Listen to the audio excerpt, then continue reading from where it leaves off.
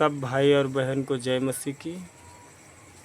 जितने भी लोग इस वीडियो को देखते हैं कृपया वीडियो को स्किप ना करें। खाली मैं एक नॉर्मल सा मैसेज डालता हूं, क्योंकि परमेश्वर का वचन कहता है अंत के समय हमें और भी इकट्ठा होना है।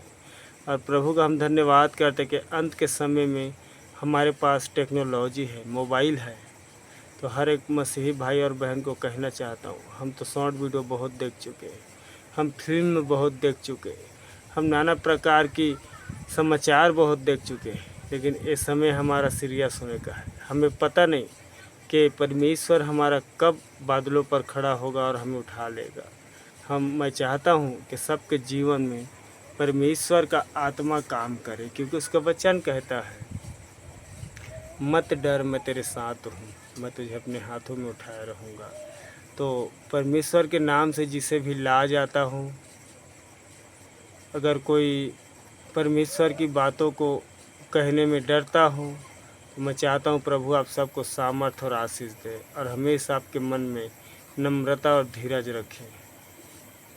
मैं विश्वास करता हूँ कि आज के मैसेज के द्वारा हर मसीही परिवार को आशीष मिले। मैं एक चीज़ याद दिलाना चाहता हूँ।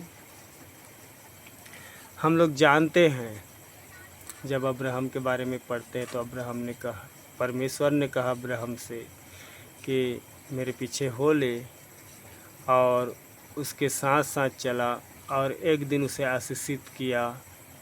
और गलती तो हम सब से होते हैं, तो ऐसे ही एक छोटा मोटा गलती अब्राहम से भी हुआ, लेकिन परमेश्वर पवित्र है। छोटा गलती हो या बड़ा गलती हो, गलती गलती होता है। फिर भी परमेश्वर ने इतना प्रेम किया कि जो वादा अब्राहम को किया था अपना वादा उसने पूरा किया। उसने कहा था मैं तेरे परिवार को स्टेबल बनाऊंगा, मैं इस राज्य में तेरे परिवार को अनगिनत कर दूंगा। और जब उसने वादा किया तो अब्राहम भी कई जगह अपने समझ का सहारा लिया था, लेकिन जब उसको एहसास हुआ तो परमेश्वर के फिर से पीछे चलना चालू किया। और मैं जानता हूँ कि अब्राहम हम सब को सिखाता है, जो परमेश्वर के अधीनता में चलता है उसका धन्यवादी रहता है, वो सब अब्राहम के घराने में गिनती ही जाएगा, अब्राहम के घराने में गिना जाएगा उसको। तो सब मसीही और भाई को मैं कहना चाहता हूँ और बहन को भी, क्योंकि ये जो मैसेज है अब्राहम का और हन्ना का, इसे हमें समझना है, क्योंकि हम सब का प्रार्थना अलग अलग होता है, हम सब का डिसीजन परमेश्वर अलग अलग रखता है, हम सब के लिए योजना अलग अलग है। तो अब्राहम को जब उसने अपना वादा पूरा चालू करना, जब वादा अपना करना चालू किया, अपने वादों को पूरा करना चालू किया, तब क्या होता है, अब्राहम को देखता है, जब उसको इसहाक मिलता है तो सारा अब्राहम का जो उनका प्रेम रहता है वो प्रेम उनके पुत्र इसहाक के ऊपर ज़्यादा प्रकट होने लगता है। लेकिन परमेश्वर देखता है ये तो मेरी योजना से परे हैं। फिर उसको परमेश्वर समझ देता है कि हे अब्राहम, मेरे लिए तू अपना इकलौता पुत्र को चढ़ा दे। तो अब्राहम सोचा और उसने परमेश्वर की इच्छा को सबसे प्रथम समझा और उसने लेकर गया। लेकिन जैसे ही इसहाक पूछता है कि अब्बा, हमारे पास लकड़ी है, आग है, हर एक चीज़ है, लेकिन बलि कहाँ है? अब्राहम कहता है कि बेटा, बलि हमारे लिए स्वयं परमेश्वर देगा। तो ऐसे ही हम इस चीज़ को समझते हैं। तो अब्राहम के लिए अलग योजना था, लेकिन हन्ना रो रो कर प्रार्थना करती थी, लेकिन उसे बच्चा नहीं मिलता था। जैसे ही वो अपना प्रार्थना को चेंज किया कि जैसे ही मेरा पुत्र होता है तो कुछ ही साल के बाद मैं यहाँ तेरे भवन में अपने पुत्र को मैं सेवा में दे दूँगा, और उसे उसका नाम रखता है शमूएल, जो सबसे प्रथम राजा का अभिषेक किया साउल का और दाऊद का, तो उसको एली के पास छोड़ता है। तो ऐसे ही हम सब के जीवन में परमेश्वर का अलग अलग योजना है। किसी को परमेश्वर धनवान बनाता है तो किसी को गरीबी में ही रखता है, किसी को दुख से उठाता है तो किसी को और किसी चीज़ से उठाता है, कोई अपने शांति के लिए खड़ा होता है। तो परमेश्वर का योजना हर चीज़ के लिए अलग अलग है। इसीलिए अब्राहम और हन्ना जैसे किया था, उस दोनों को मिक्स करके हमारे लिए परमेश्वर ने अपने इकलौते पुत्र को भेजा, सेवा के लिए भी भेजा, और हमारे पापों को अपने सिर लेकर, जैसे फिल्मों में हम देखते थे कि पैसे के लिए कोई दूसरे का गुनाह अपने ओर ले लेता है, लेकिन हमारा यीशु ऐसा नहीं था। परमेश्वर के इच्छा को पूरा करने के लिए वो अपना शरीर में आया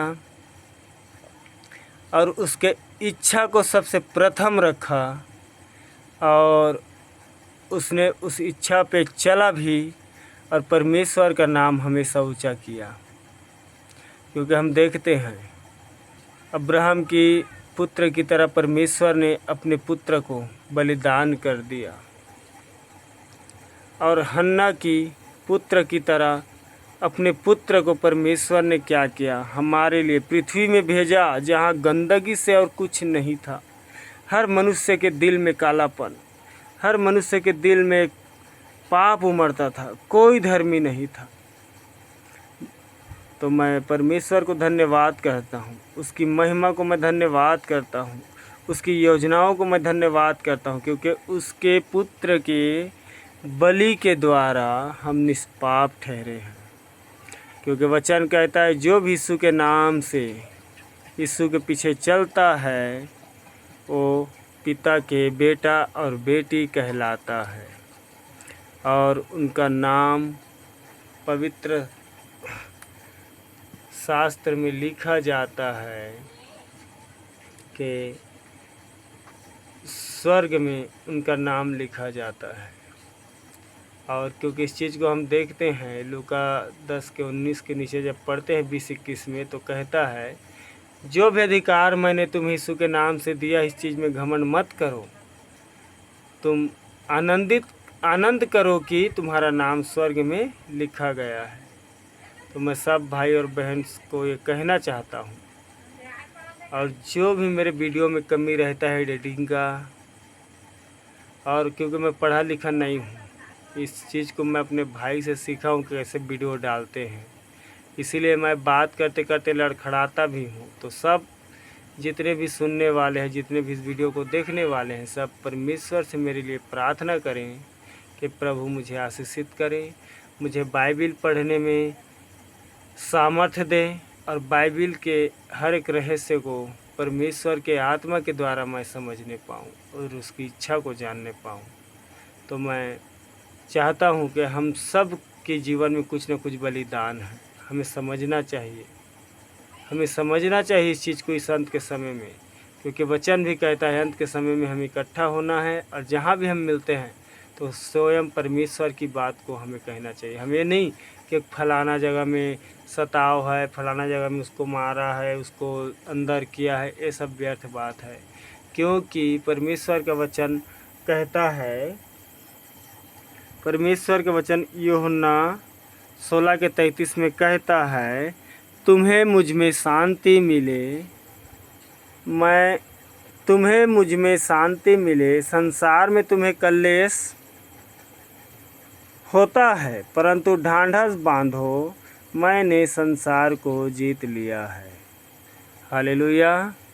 तो परमेश्वर कहता है, मैं जानता हूँ मेरा बेटा, मैं जानता हूँ मेरी बेटी कि तुम्हें संसार में कलेश होगा। क्योंकि हम नाना प्रकार के विपत्तियों से, संसारिक योजनाओं से, माँ बाप के नियमों से हम लोग क्या करते हैं, घिरे रहते हैं। तो हर एक प्रॉब्लम सबके जीवन में अलग अलग है। किसी के जीवन में सताव है, किसी के जीवन में बंधन, घर परिवार की बंधनें हैं, किसी के जीवन में और कोई भी प्रॉब्लम है।